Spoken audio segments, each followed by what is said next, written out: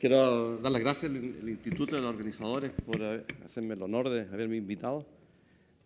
En realidad, hablar de prefabricado frente a expertos en prefabricación no es muy cómodo, pero la razón principal de estar acá es por la gran amistad que tengo con Augusto Holmberg, que es el director del instituto, y porque con el instituto hicimos algunas demostraciones en la Expo Hormigón desde el año 2000 en adelante sobre lo que se podía hacer en prefabricación y construimos uniones prefabricadas.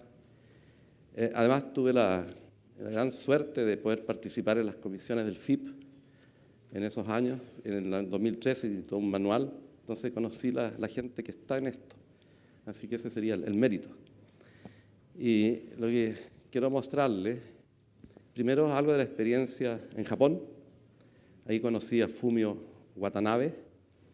En México los prefabricadores tienen un congreso cada 2 años, ha habido 2 en Veracruz, otro en Guadalajara, y siempre se muestran innovaciones muy interesantes. Entonces seleccioné algunos casos de Japón que ya lo hemos mostrado en otros seminarios. El año 2015 tuvimos un seminario en Radisson, seguramente muchos de ustedes fueron, para recordar eso.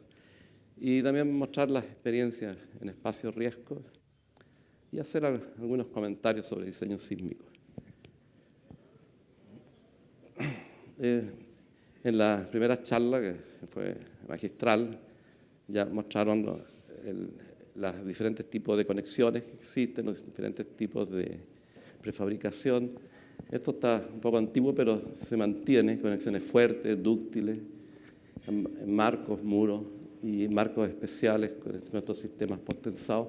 Y quiero mostrar algunos ejemplos de conexiones dúctiles y también algo sobre las conexiones especiales.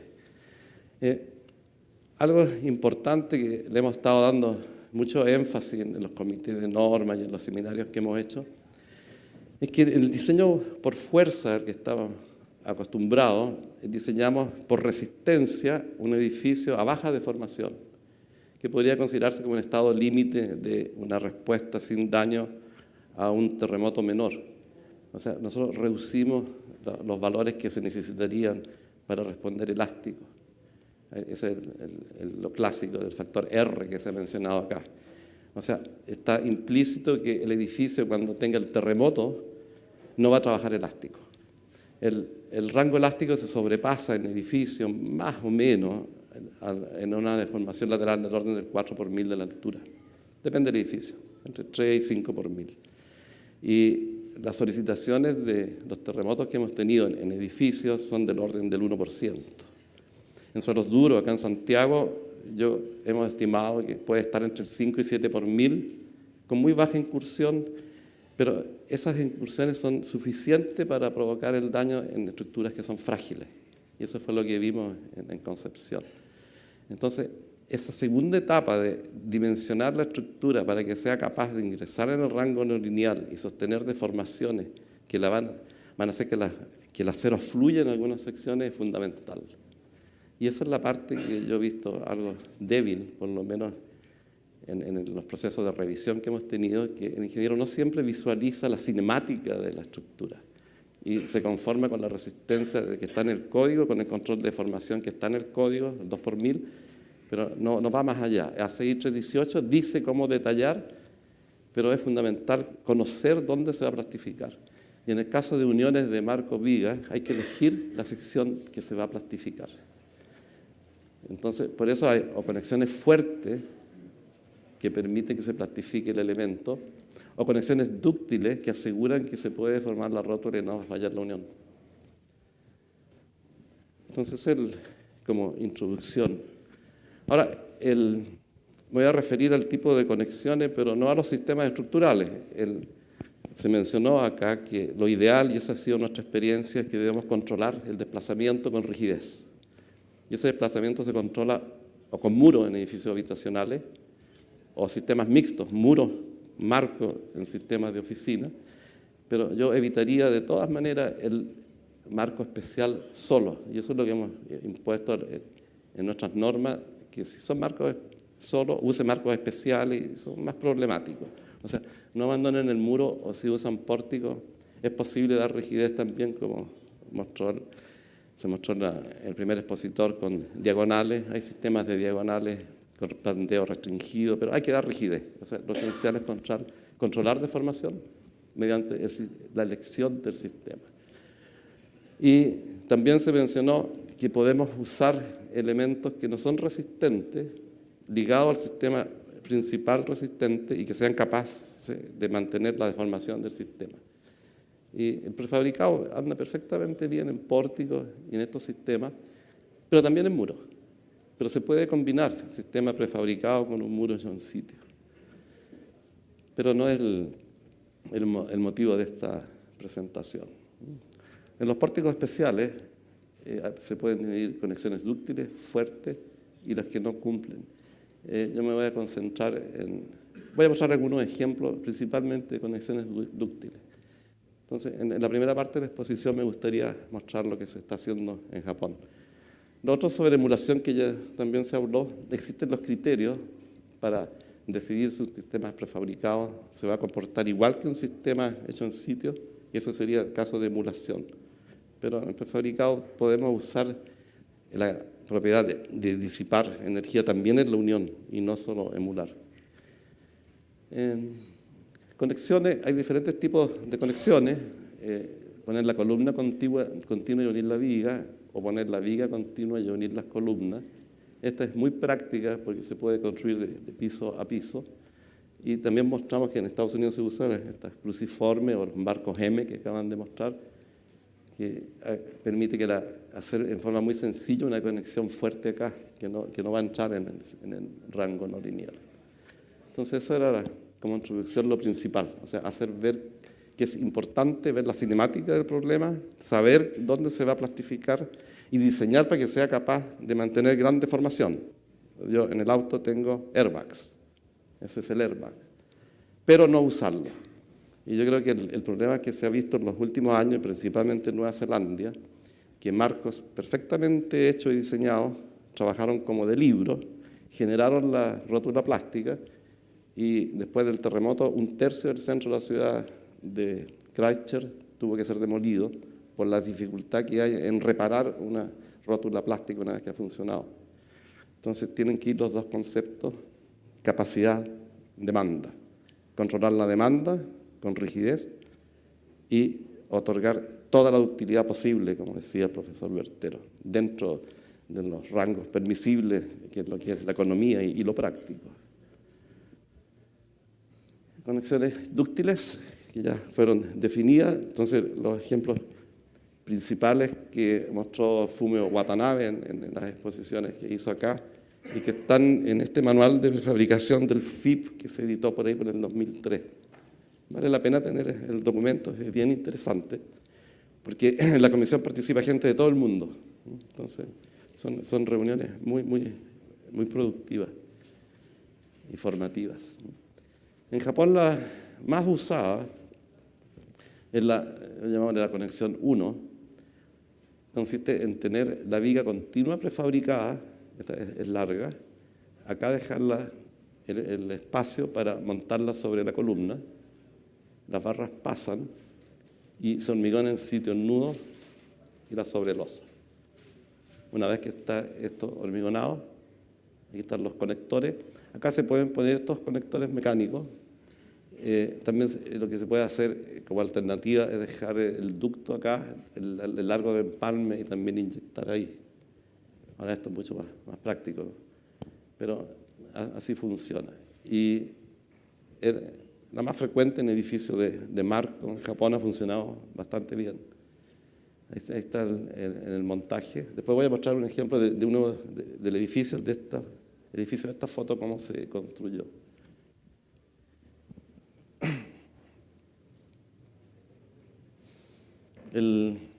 Acá se ve el conector, esto está repetido, a veces me fui para atrás. Y acá está la unidad prefabricada con este hoyo, y para montarla necesitan la viga de acero, porque si no esto se dobla, ¿no?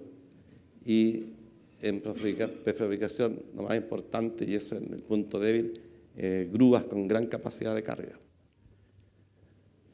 que es lo que a veces frena el introducir elementos prefabricados en la construcción. El segundo sistema, en Nueva Zelanda también lo usaron bastante, la viga trae la barra inferior, porque aquí hay que darle continuidad a esto. En caso del sismo, esto se comprime acá y se tracciona allá. Tiene que estar anclado en compresión y anclado en tracción. Entonces yo puedo hacer este gancho con longitud de desarrollo suficiente, pero esto me requiere cierto espacio. Y provoca algo de congestión acá. Hay que diseñarla muy bien para que las barras no choquen.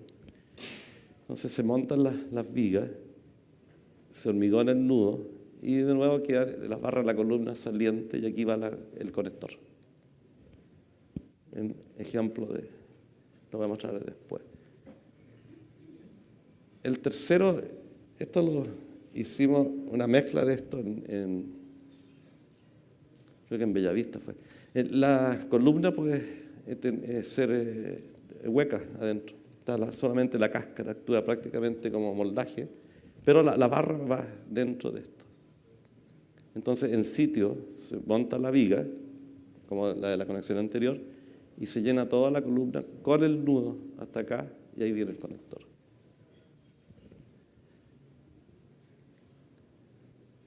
El cuarto, esto lo mostramos en la Expo Hormigón hace unos años y lo montamos durante la exposición. También funcionó bastante bien. La viga continua y tiene perforaciones. Estos son ductos como los ductos de postensado. Entonces, se monta sobre la columna. Esta barra queda saliente acá y después se rellena el ducto y viene el conector arriba. Ese es el ejemplo de la viga mirada desde abajo. Están las perforaciones y las barras de la columna van a penetrar en estas perforaciones. Y ahí está el montaje. El truco es que esto esté escalonado para permitir que entren mejor, si no es muy difícil hacer que todos entren a la vez. Pero funciona bien y hay que tener cuidado en la inyección, que quede todo bien.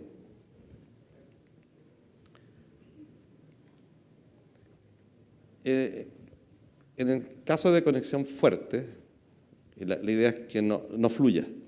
Y una zona de baja solicitación en marco del centro de la viga, por ejemplo, se usa la cruciforme, equivalente al sistema M que mostraron recién, pero la unión va acá. Y esto se puede hacer con barras con largo desarrollo suficiente, o una alternativa es con soldar acá. Y con la soldadura hay que tener cuidado con los aceros que sean soldables y que quede bien. Ahora, se supone que acá no va a fluir nunca, así que no tenemos tanto el problema de fragilidad ahí. O conector mecánico acá también, ¿no?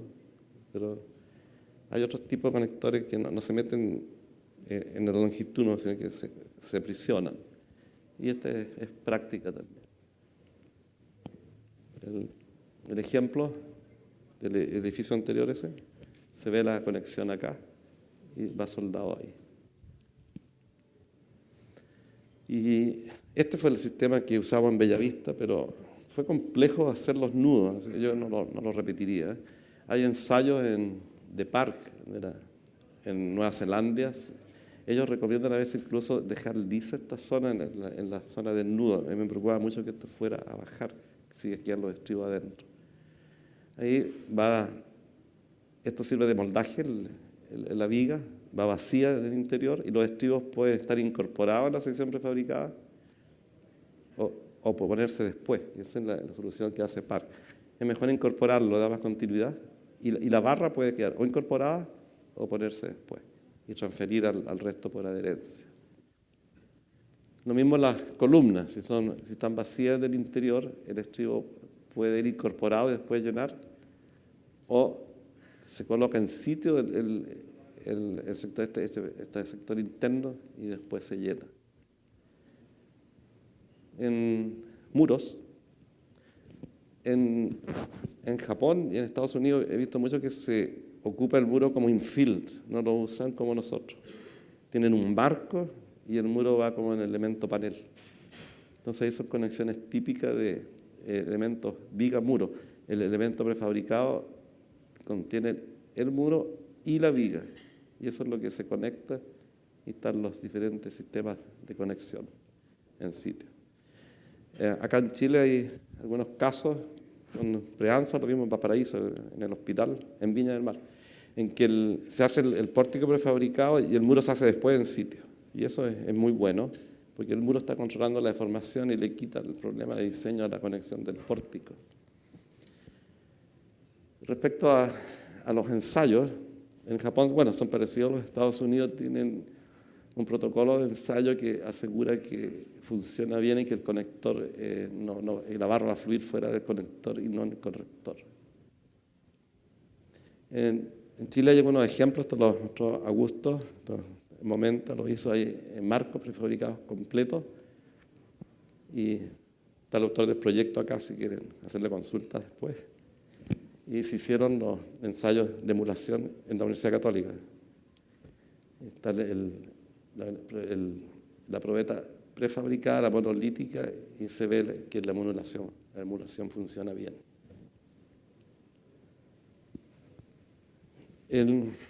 Bueno, eso respecto a Japón. Respecto a lo que hemos estado haciendo acá, quiero mostrar algunos ejemplos de uniones viga-columna, muros mecedores, uniones post-tensadas, y criterio de diseño me lo voy a saltar porque no es la ocasión.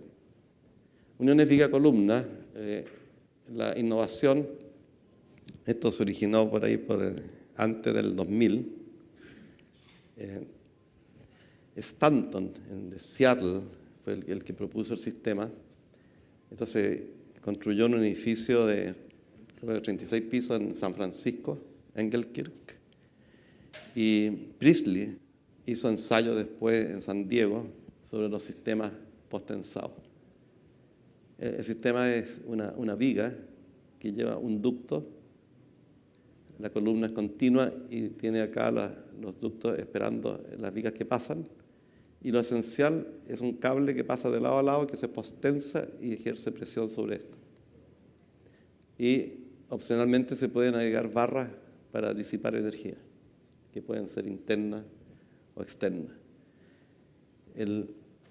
Se montan las columnas, se montan las vigas, y una vez montadas, se pasa el cable, se ancla en un extremo y se aplica la tensión. Ahí queda el sistema comprimido. En el caso de barras disipadoras, pueden ser externas, es más fácil, pero en el caso de internas llevan ductos. Este ducto puede llegar hasta por acá o hacer de lado a lado, en el espacio que decimos de lado a lado, y se introduce la viga. Este acero puede ir dentro de la viga y después se desplaza hacia acá. En los casos de extremos se puede correr desde afuera hacia adentro. Entonces se rellena con grouting aquí y se rellena esto, pero esta viga tiene una zona sin adherencia para permitir el alargamiento y que no se concentren las deformaciones para evitar fracturas. Entonces, cuando viene el sismo, que el edificio desplaza, y la gracia de esto es que la unión se abre, dejando sin daño los elementos, no hay fisuración. Equivale a una rótula plástica que está totalmente agrietada acá y comprimida acá, pero que las grietas se concentran en una sola. Al abrirse, el cable se estira, y como está en tensión y se diseña para que no fluya, no es muy alta la tensión, se tensiona casi a la mitad del valor de la afluencia o de la resistencia de rotura. Aumenta la fuerza y hace que si cesa la acción externa, el cable restituye el sistema y queda en la posición inicial sin deformación remanente. Entonces, esta es la esencia del sistema post-tensado.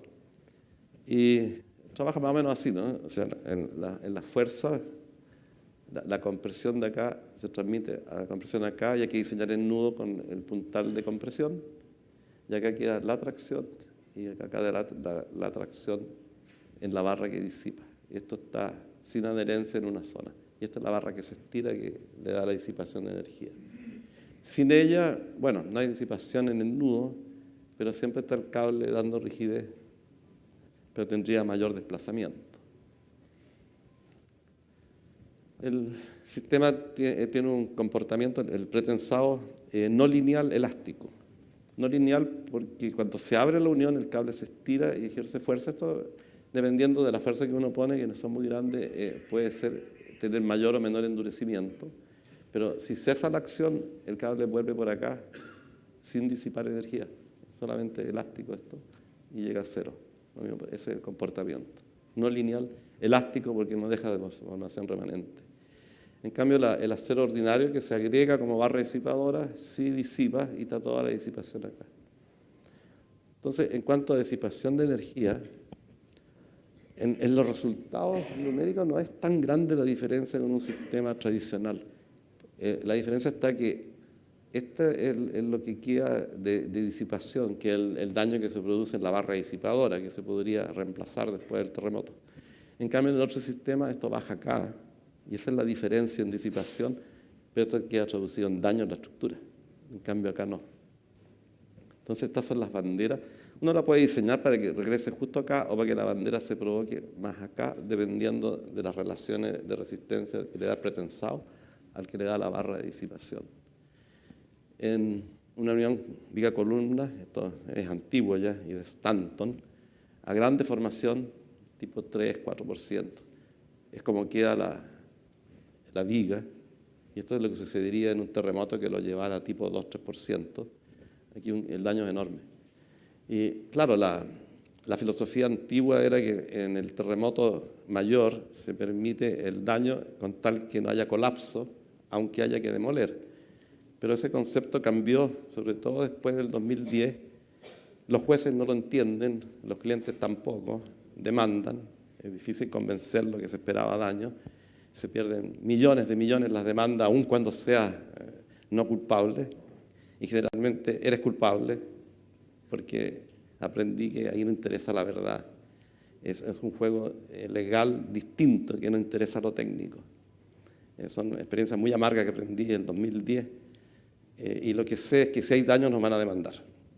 Y depende del abogado si los van a exonerar o si los van a castigar, pero no se actúa tanto, se actúa por acá, con el corazón. Se busca un chivo expiatorio.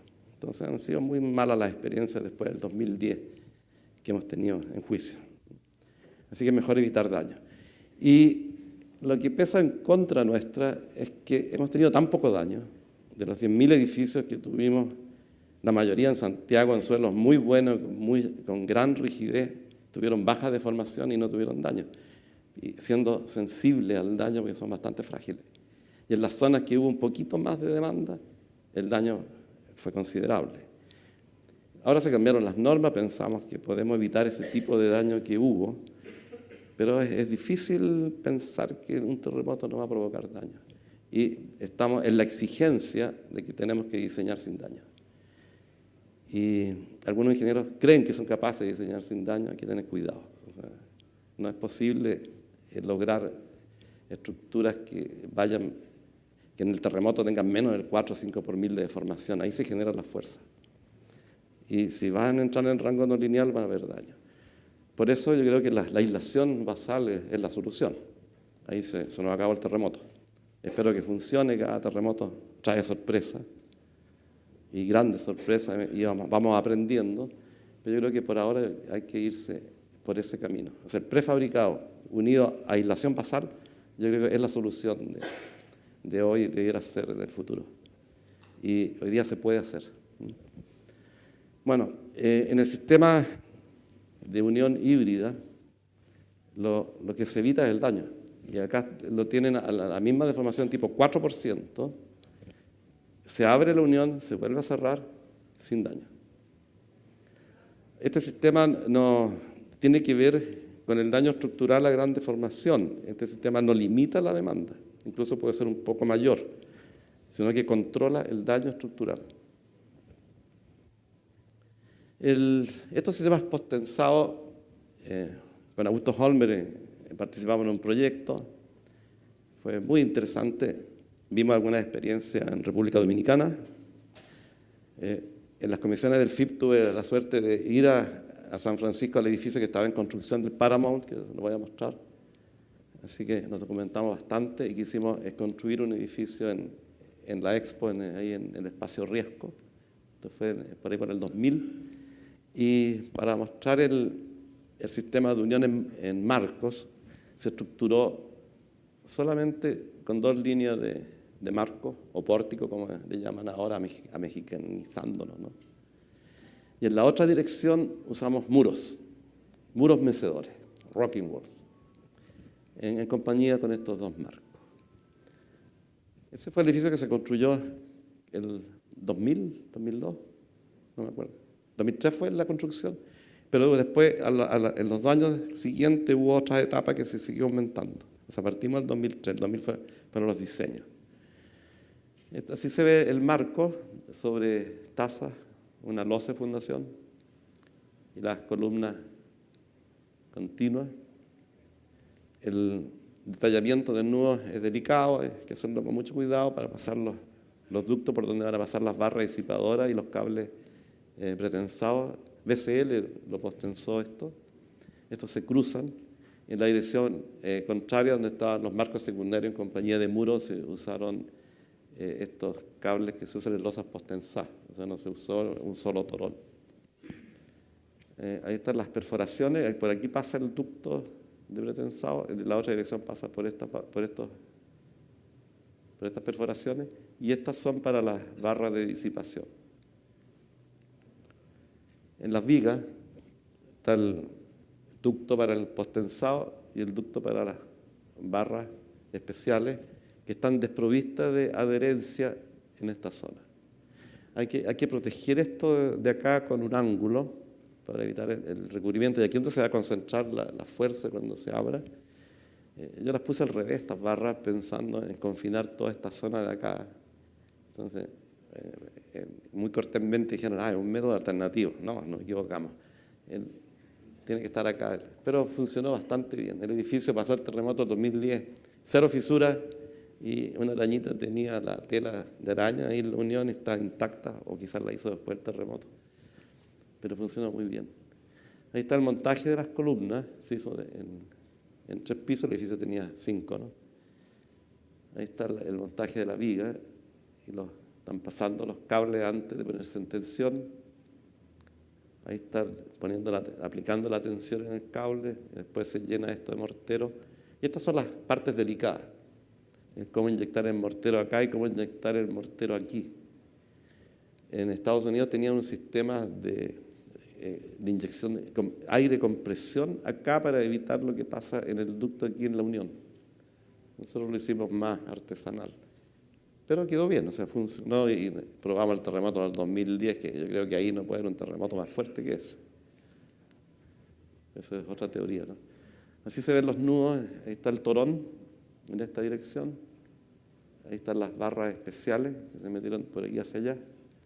En las centrales iban en el ducto y se deslizaban. Y en cuanto a los muros, usamos el muro mecedor, el rocking wall que nos explicó el expositor anterior recién, que me ahorró trabajo. Están permitidos y hay una guía de diseño.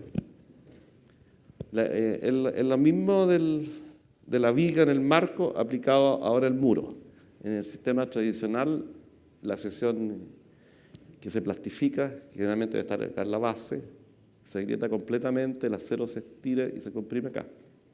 En cambio, en el muro mecedor, se abre el muro y rota en torno al borde, poniendo en tensión este cable, que puede tener algunos pisos, no necesariamente toda la altura del edificio, y este cable, bueno, el peso propio también actúa como fuerza restitutiva, entonces hay que considerar los 2 efectos, peso y cable, que cuando se abre lo estira, y esto está amarrado a la fundación, y la fundación tiene que tener peso suficiente para no levantarse.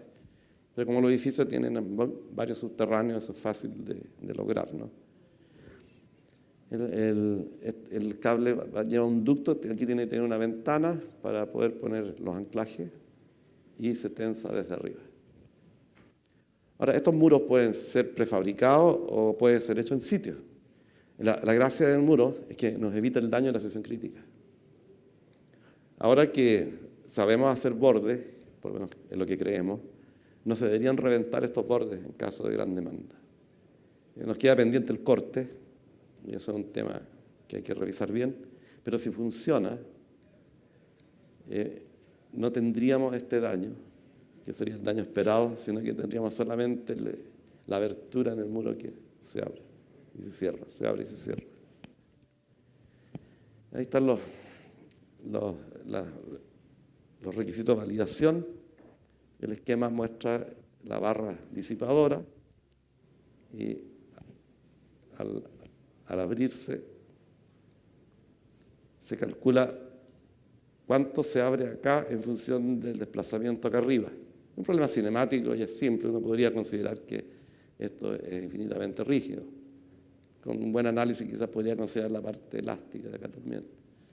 Y esta rotación, y eso debería llegar tipo 1 o 2%, más o menos, estira la barra disipadora y estira el cable. En el espacio de riesgo esta barra la pusimos en los extremos para simular una emulación y no tener problemas porque estaba reciente el sistema y podían decir que no cumplía las normas. Y el edificio ahora se puso en uso, lo están habilitando. En San Diego, Priestley lo ensayó, ahí está Stefano Pampanin, que se fue después a Nueva Zelanda, ahora está mitad en Roma, mitad en Nueva Zelanda. Y Stefano ha desarrollado bien el sistema en Nueva Zelanda e incluso lo ha aplicado a estructura de madera. Él se hizo un edificio de 5 pisos, los muros tienen conectores acá en la vertical que sirven de disipadores de energía, parecido a lo que se usaron en el titanium acá, esas barras de acero de nu. El ensayo se hizo con el método pseudodinámico de análisis. Se calculan los desplazamientos en el tiempo y se le van aplicando con cata a los diferentes pisos para simular la deformación que el edificio tendría instante a instante. A 1,5 veces la intensidad de diseño, bueno, en mesa lo que hacen es amplificar la aceleración del registro que están usando, que no es exactamente aumentar la intensidad. En algunos casos se prueban diferentes registros de diferentes terremotos que han tenido diferente intensidad, lo que es más lógico, para no distorsionar la capacidad destructiva de un temblor. El muro se ve prácticamente sin daño. Hay bastante literatura sobre esto. Ya vimos los ensayos de Notre Dame, así que los omití acá. Pero hay otros ensayos de Holden y se ven los ciclos en estructuras de hormigón ordinario, agrietadas, y en los muros mecedores que se abren y se cierran sin daño y con la bandera que disipa energía en las barras disipadoras. Tienen al 2,5% de deriva un muro tradicional, al 3% un muro mecedor. Esta fisuración tiene que ver con la fuerza que se genera en los anclajes de las barras disipadoras. En caso de usar fibra, desaparece la fisuración y tienen un muro impecable que se está levantando y cerrando. Yo creo que este sistema de muro mecedor se puede aplicar a cualquier edificio. Hay que diseñar bien la base, ¿no? Evitar el deslizamiento, y les voy a mostrar algunos ejemplos interesantes. La idea de Pampanin fue introducir los disipadores que van acá adentro externamente, cosas que puedan ser reemplazables. Es una idea interesante. Y en Nueva Zelanda hay ensayos de vigas y diferentes arreglos de base de columna. Y la aplicación en muros, hay que convencer a los arquitectos nomás, pero dicen que esto vende, que también puede ser bonito, se pueden poner de manera externa. Y acá están los bordes del muro. Se portaron muy bien en el terremoto hubo uno en el 2011 y el otro en el 2012, creo, ¿no? Uno en noviembre y el otro en febrero. El de febrero fue el destructor. Hay ensayos japoneses en mesa, de edificios completos con muros mecedores. Estos están publicados en las últimas conferencias mundiales y hay bastante trabajo sobre eso y han funcionado bastante bien. Están los japoneses y también en Estados Unidos, Meili y Wallace participaron. Son proyectos conjuntos. Esa es la referencia de la conferencia anterior de Lisboa. Y en el espacio riesgo ese edificio le pusimos los muros de borde, prefabricados, construidos en sitio en horizontal, sistema tipo tilt-up. El levantamiento fue bien interesante, fuimos asesorados cómo hacerlo, ¿no? Una tremenda grúa. Y ahí muestra la primera etapa. El arquitecto nos perforó el muro, como suele suceder. Esto es muy peligroso, muros tradicionales. Y el muro está acá horizontal y se levanta, se monta acá en la fundación, se pone el cable, se pretensa. Y después se llenan los ductos de la barra disipadora. Y ahí está el sistema de marco. A esta exposición vino José Restrepo y vino Stanton y lo miraron con mucho cuidado, tomaron nota, se llevaron los planos. Ahí está el montaje en la segunda etapa. En la primera etapa, el 2003 fue hasta acá, el 2005 creo que fue esto, ¿no? 2 años después. El segundo muro se levantó y se colocó acá. Aquí donde funcionan muy bien los conectores mecánicos que están mostrando, ahí lo que hicimos fue meterlo en barras que estaban a la espera del sistema aquí. Después le pusieron estos paneles exteriores y las conexiones no fueron buenas. Y ahora que lo van a utilizar, yo pedí que las retiraran. Hay que tener cuidado con la conexión del panel externo a sistemas más flexibles, no ha funcionado bien y eso es un tema pendiente que hay que ver bien. O lo incorpora como sistema estructural y lo fija, pero si lo vas a desligar hay que permitir el desplazamiento y ese problema cinemático no es muy simple de resolver. Entonces esa es la precaución. Yo creo que esto se puede mejorar. Y ahí está lo que hizo San Diego, que mostró el ensayo al inaugurar la exposición, curiosamente muy parecido al nuestro. Así que el edificio del Espacio Riesgo ya está ensayado, se hizo en mesa en San Diego, y anduvo bastante bien y le fueron metiendo terremotos hasta llegar a la rotura de algunos elementos. Se puso ancho y esto está fuera de la mesa está acá en el interior y esto se movió así, ¿no? A ver, ¿cómo está esto? Se movió hacia acá. O sea, tenemos buenos ensayos y uno puede usar ensayos del sistema que ya existen. No necesariamente hay que hacer cada vez un ensayo para lo que se está utilizando. Lo mismo las uniones son sistemas que ya están probados. El 99 fue el edificio este de la Paramount de Engelkirch, está en el centro de San Francisco, Madison creo que la avenida. Estaba en el 9º piso y ahí estaba la comisión del FIP y así fuimos al edificio, lo recorrimos y miramos la construcción y cómo se pensaban los cables. Y ahora está terminado a la espera del terremoto, vamos a ver cómo funciona. Es de marco. Así estaba cuando lo visitamos. Y ese está hecho con uniones postensadas. Los ductos tienen un recorrido en la planta así, o sea, se tensa aquí y allá se ancla. O sea, pasan por el nudo del ducto. Nakaki participó en esto y tiene varias publicaciones y ha estado muy activa en el ACI y ha mostrado el sistema y ya se está popularizando. Este otro edificio interesante que lo ha mostrado Steve Mehin y tuvimos la suerte con Nicolás Larena fuimos a visitarlo a San Francisco. Es un edificio que usa los muros mecedores, tiene el núcleo central y de oficina y los cables dan este recorrido en la fundación y se tensan desde arriba. Como adicional, el disipador o lo que utilizan es un aislador, pero en vertical. O sea, cuando esto sube, el aislador le da disipación. Entonces, es muy interesante. Y el deslizamiento hay que evitarlo acá. No puede deslizarse. El edificio tiene ese nombre tan extraño porque ya no todos hablan castellano, así que escriben todo en inglés. No sé por qué se complican la vida. Y hablan en inglés también. Cuando el castellano es tan fácil, hasta los niños lo hablan, ¿no? Este es el edificio, es bonito, lo recorrimos completo. Y la referencia. Así se ve de afuera y los pisos quedan bastante libres. como vigas de acoplamiento usaron vigas de acero. Eso no lo entendí muy bien y estaba el ingeniero que lo diseñó, dijo que él tampoco lo había entendido muy bien. Así se ven los cables de postensados en el comportamiento.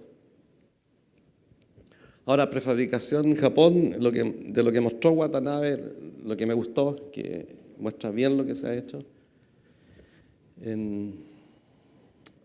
Alfonso Larraín ha diseñado algunos edificios prefabricados que construyó Tech Value y yo participé con ellos en otros proyectos ahí en Bellavista. Yo usé estos sistemas de canoa con columna continua, como lo hacen los mexicanos, y no me gustó. Muy difícil de construir y había que estar encima de la inspección. Y lo que nos decían estos prefabricadores, que para ellos lo ideal es construir piso a piso la columna y unir las vigas, como se mostró en el caso de Japón. En este edificio de 38 pisos de marcos se construyó en 17 meses, 5 días por piso.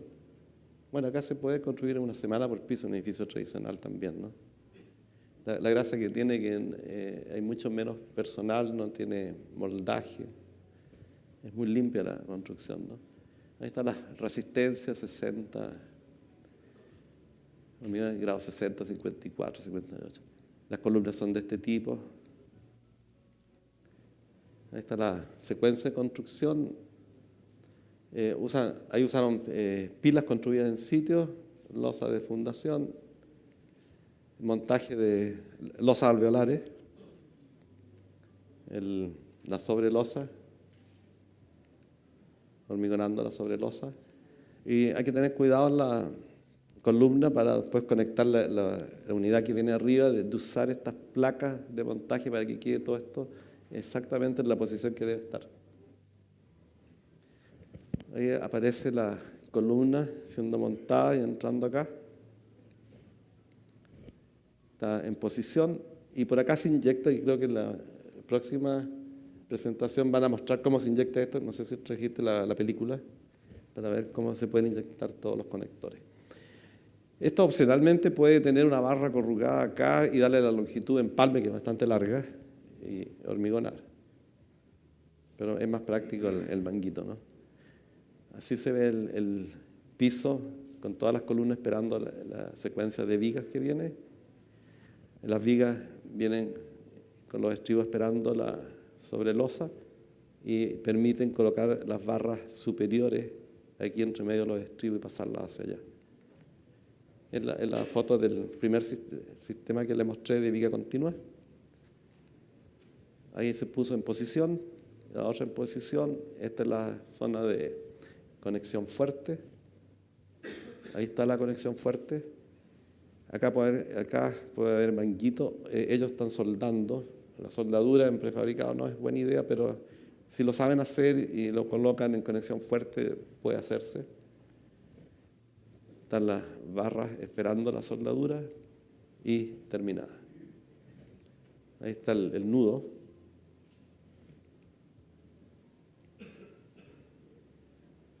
Así se ve desde arriba.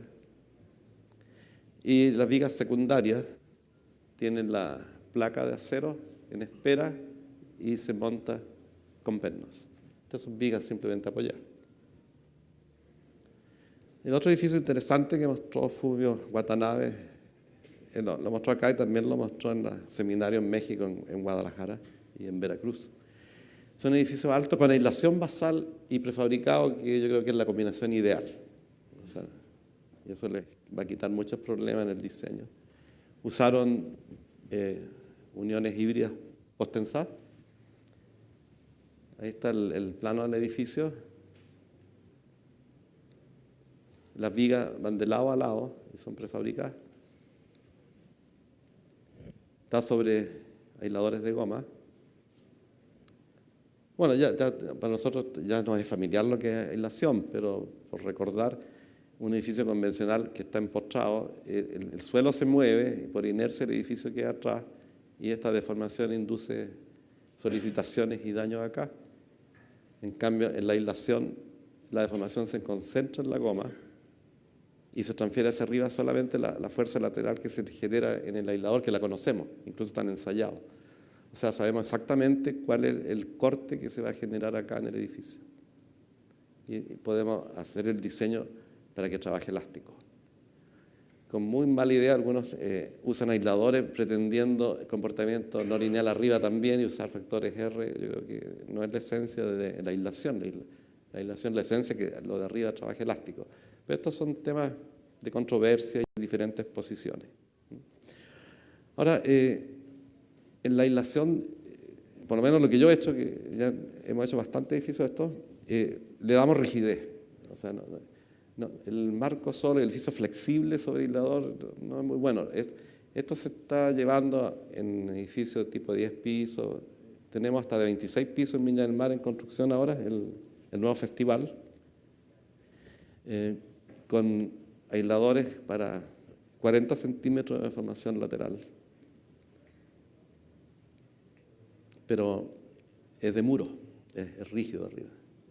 No usaría un edificio marco. Y ese sistema tiene un periodo del orden de 4 segundos. Entonces, estas frecuencias bajas con edificios flexibles no van muy bien. Yo preferiría rigidizar. En el que hicimos el 9 Norte, de 9 pisos, que funcionó maravilloso en el terremoto 2010, también usamos rigidez arriba. O sea, pusimos muros y trabaja fantástico. Ahí se movió 15 centímetros del 2010 el aislador. Fueron diseñados para un desplazamiento de 30 centímetros y en ese terremoto llegó a 15. Esos 15 centímetros, me dijo de la Llera, que era lo que había medido también en el hospital militar, en los aisladores de acá, que es lo que se ha estado desplazando con los terremotos que conocemos. Algunos pensamos, Saragoni ha esparcido esta idea, es que ese terremoto es el terremoto que conocemos y que es difícil que sea mayor porque tiene que ver con las perezas cercanas. Y esas perezas cercanas transmiten movimiento y no creo que vaya más allá. O sea, que sea mayor magnitud hace que va a ser más largo, pero el edificio va a sufrir la energía que le mandan las perezas más cercanas. La lejana llega con más tiempo y llega más atenuada y con baja frecuencia. Ahí podemos tener problemas de flexibilidad, ¿no? Pero eso es tema de otra conversación. Entonces, en resumen, aislación y prefabricación, yo creo que es la solución del futuro. Estas son las etapas de construcción. Se montan las columnas.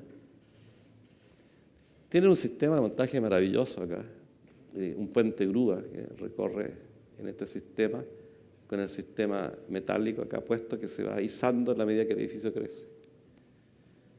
Eso depende del tamaño de la obra y si se tienen los equipos y si se justifica o no. Se montan las vigas,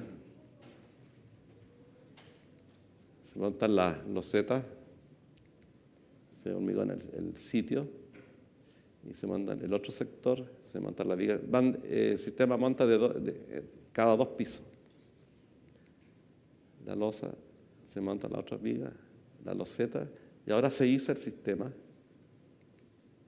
y queda nuevamente, se repite el sitio, la etapa. Ahí están, se ve desde abajo cómo se van montando las columnas. Ahí están las grúas. Es fundamental tener buenas grúas y de buena capacidad. Y una vez que están arriba, el puente grúa las traslada y las pone en posición. Ahí están en espera los arranques. Ahí está llegando la columna. Se pone en posición y se inyecta. Las vigas se trasladan, se ponen en posición y se usa el mismo sistema de uniones post-tensadas. Este otro edificio prefabricado tiene el otro sistema de viga que habíamos visto anteriormente, de la viga continua con perforaciones. Así se ve desde abajo y desde arriba están los estribos a la espera para conectarla a la losa en sitio.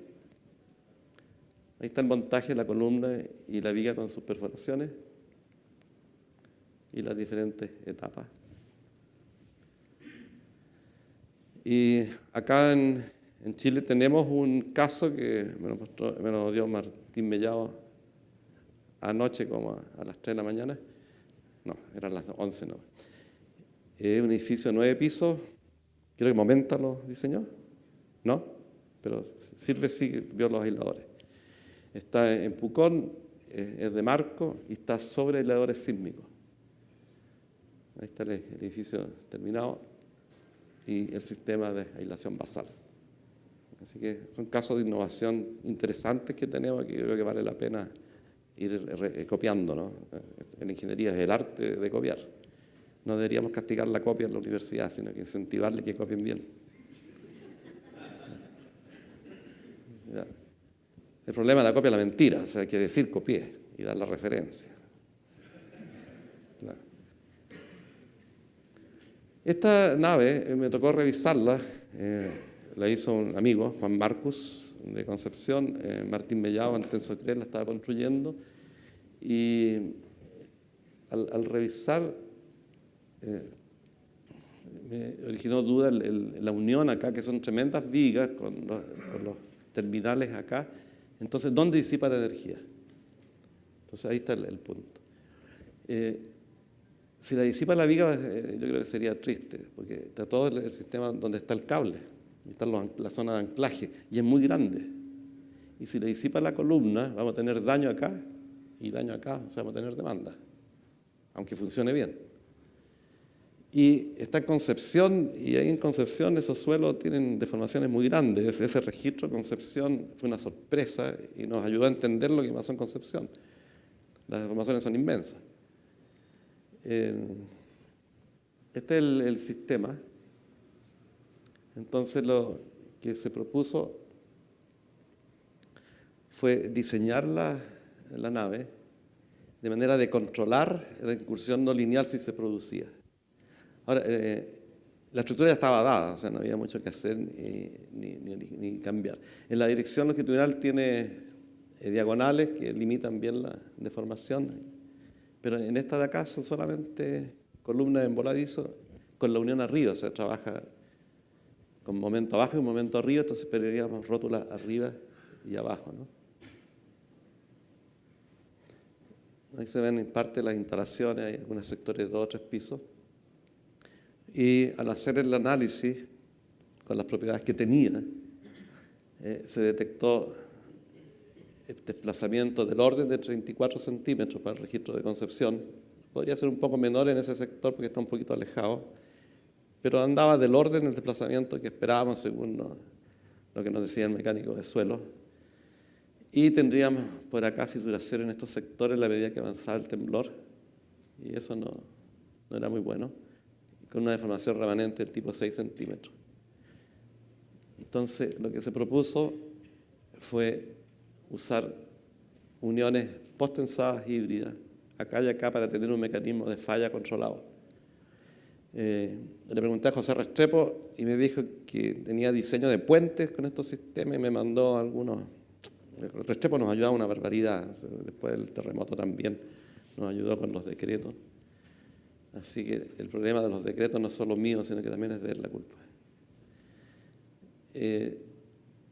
La idea es que se abra la unión acá, con un postensado de mediana intensidad que cierre la unión y que no se dañe el elemento. Eso fue lo que hicimos. Se diseñó la columna prefabricada con el tendón completo ya puesto en la columna prefabricada, y se dejó la misma unión que estaba diseñada anteriormente para recibir la viga acá. Sería una conexión fuerte y acá estaría la disipación en la unión. El ducto va por el centro, se usaron barras disipadoras y acá se ve la zona de unión. Esta es la zona de unión, ya sus L bien puestas ahora, aprendimos después de espacio riesgo. Acá van las barras que disipan con el sector desprovisto de adherencia, y por el centro va el cable que va a ser pretensado. Ahí está la unión, la columna horizontal en la zona de fabricación. Ahí están las uniones cerradas y se tensa de una orilla. Este es el detalle de la unión, como se ve. Esto permite el paso de las vigas que vienen transversales, ¿no? Entonces la teoría, y espero que funcione, que este es el marco que cuando se vea sometida al sismo, ese sea el mecanismo, que se abran solo las uniones, permaneciendo todo el resto elástico. Esto no disminuye la deformación, no asegura que no hay daño en el contenido, si es que hubiera, pero es puro techo nomás, ¿no? Hay que tener cuidado con los cierres. Lo que está haciendo es controlar el daño estructural del sistema. La unión se abre acá, el problema es cinemático. Y ahí está parte del montaje. Muy bonito esto, como lo montan, la columna completa. Y el análisis, usamos RueuMoco, el programa de CAR, de la Universidad de Canterbury, en Christchurch. Dice que son 40 centímetros en lugar de 34, o sea, desplaza un poquito más. La respuesta es muy parecida. Lo que pasa es que acá está el ciclo que la disipación de energía se da acá y no pasa hacia acá. Esa es la diferencia. Entonces, con esta diferencia en el modelo no debiera ser tan distinto el resultado, como no fue tan distinto. Y esto a mí me gusta mostrarlo porque estos son mis fenicios, o sea, que trato de mostrar qué es lo que pasa con un terremoto. Dada la estructura y dada la resistencia que tiene, cualquiera sea el temblor que ocurra de cierta magnitud, le va a pedir toda la resistencia, va a llegar siempre arriba. La diferencia en demanda está en desplazamiento. Acá están los registros de Concepción, de Viña del Mar, simulado para Ocho Norte, donde hubo mucho daño, de Viña del Mar, el registro real que se obtuvo en Galería CUP, el registro en roca. O sea, hay diferentes tipos de movimiento que provocan diferentes tipos de daño, y la diferencia es que algunos hacen que la estructura permanezca elástica, pero los que son más destructores exigen la resistencia, y la resistencia se exige a muy baja deformación. La resistencia al corte, en los anclajes, la resistencia que deben tener para evitar fallas frágiles va a ser de todas maneras solicitada porque ocurre a muy baja deformación, tipo 3, 4 por 1000. La diferencia en solicitación en cuanto a intensidad es la capacidad de deformación que le va a requerir. Ahora, si yo le aumento la resistencia, le va a pedir más. Y si se la disminuyo, le va a pedir menos. Tengo que dar la menor resistencia posible que me asegure un buen comportamiento, ductilidad y que esté relacionada con la rigidez que tengo. Pero no es la pregunta cuánto le doy. No es un tema de R. El espectro elástico que tenga ordenadas de 2, 3, 4G me da lo mismo. Lo que me interesa es cuál es el desplazamiento que la estructura y si es capaz de lograrlo o no. Por supuesto que acá el registro de Concepción es la solicitación mayor que lo lleva al 3%. Y la gracia del sistema es que puedes ingresar acá sin daño. En un sistema tradicional, entrando de aquí hacia allá, empezamos a tener daño, empieza a haber agrietamiento, se pierde el recubrimiento y después hay que reparar. Y eso no es fácil. Entonces, en prefabricación es fundamental conocer cómo se comporta la conexión que nos va a permitir entrar en la parte no lineal, saber hasta dónde va a llegar y diseñarla para que eso ocurra. Y el resto de la estructura permanece elástica.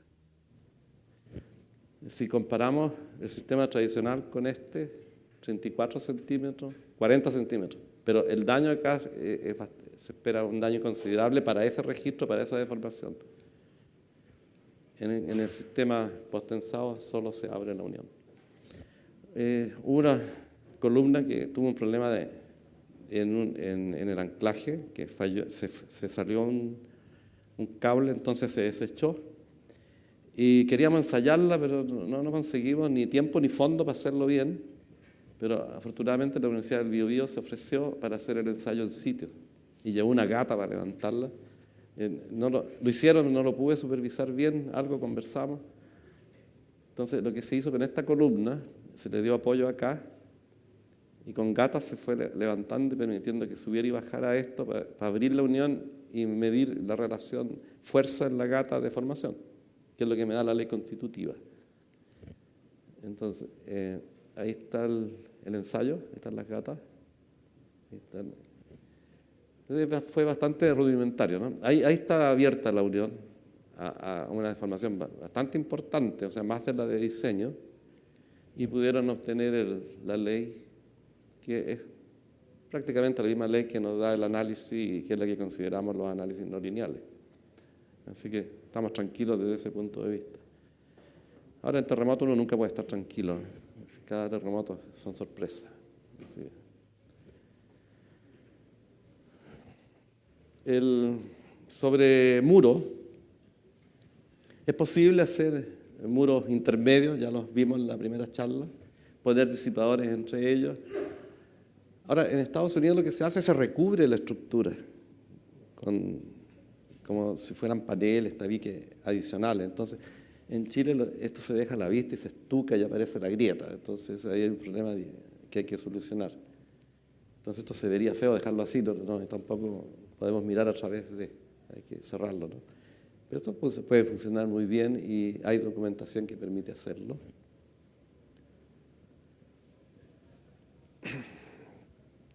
Se pueden usar sistemas gravitacionales. Ahora, no tengo tan claro lo que se comentó, si en los códigos permiten considerar que sea solo gravitacional, no considerarla como parte del sistema sino resistente y darle solo ductilidad. Hasta ahí lo permite. Acá nosotros lo que hacemos, metemos al modelo de análisis todo, entonces vamos a armar el gravitacional también con las fuerzas que se originen por fuerza lateral, porque pensamos en fuerza. Pero está la alternativa de no considerarlo y diseñarlo para que siga la deformación del edificio completo, que tiene un sistema seismorresistente que controla el desplazamiento.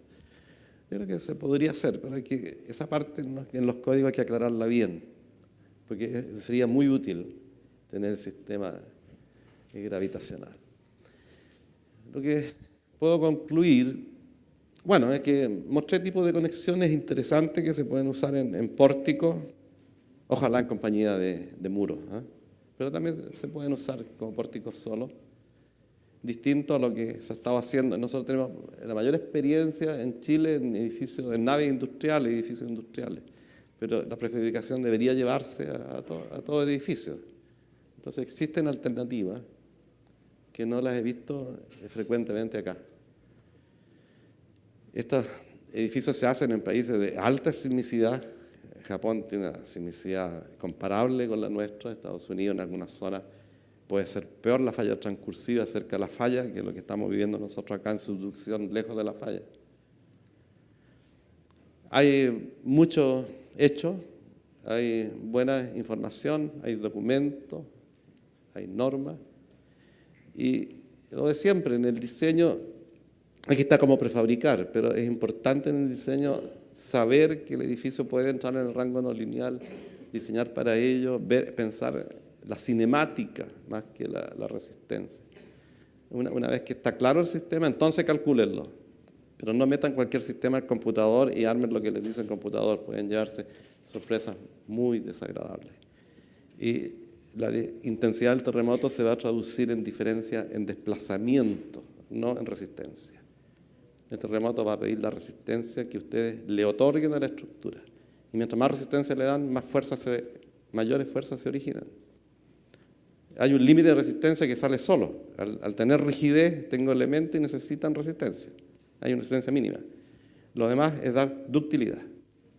La resistencia sale sola si controlan la deformación con rigidez adecuada y diseñan para ductilidad las conexiones críticas. El problema de diseño es un problema de desplazamiento y no de resistencia. Bien, gracias.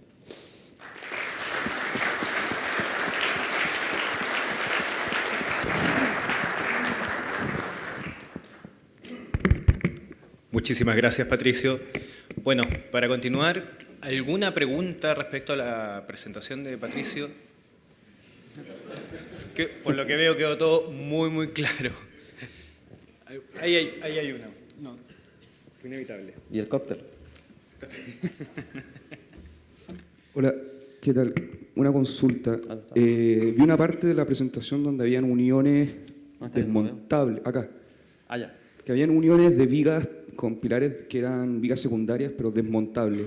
Esta manera ¿Cómo son? Eran unas uniones apernadas, metálicas, que las vi, que las mostraste ahí, que eran como las... no, demostré la secundaria.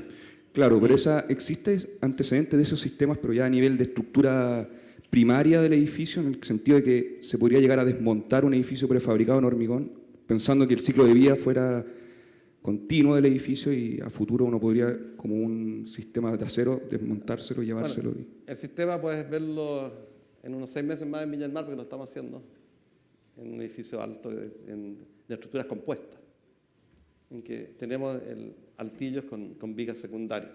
Pero la idea no es desmontar, la idea es montar. O sea, ¿cómo afirma una viga secundaria de acero o prefabricado a una viga que existe? Entonces, una alternativa es poner planchas y dejarla simplemente apoyada, no va a tomar sismo.